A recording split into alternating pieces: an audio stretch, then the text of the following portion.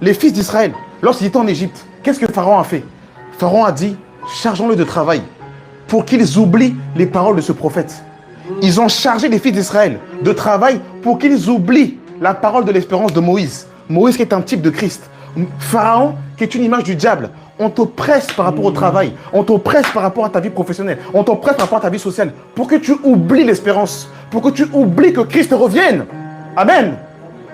Seigneur, sauve-nous, Seigneur. Rappelez-vous lorsque Moïse est monté sur la montagne et qu'il a mis du temps avant de descendre.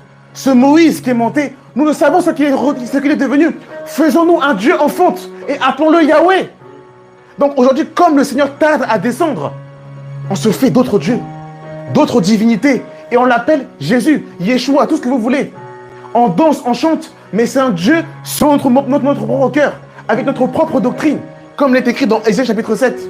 Faisons-nous un an, mangeons notre propre pain, revêtons-nous de notre propre vêtement. Que le Seigneur nous aide, mes bien-aimés dans le Seigneur. N'oublie pas l'espérance.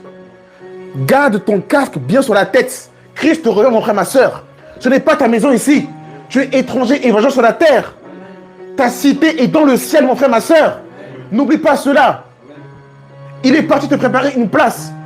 Ta cité est dans le ciel, mon frère, ma soeur. C'est terrible. Regardez, 2 Pierre chapitre 2. Oh Seigneur, sauve-nous.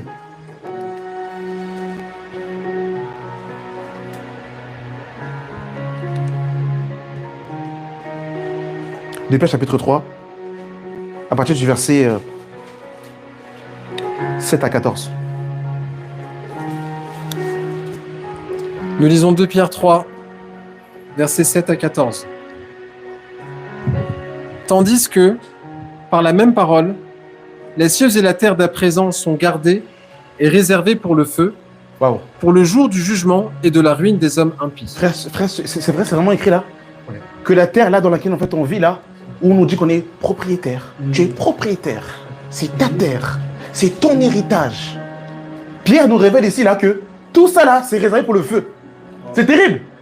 Donc en fait, propriétaire, c'est sur un papier. Tu n'es pas propriétaire, mon frère, ma soeur. Je te le dis clairement. Amen. Tu n'as aucun héritage sur la terre. Peut-être temporairement, pour un laps de temps. Mais tu n'as aucun héritage ici-bas.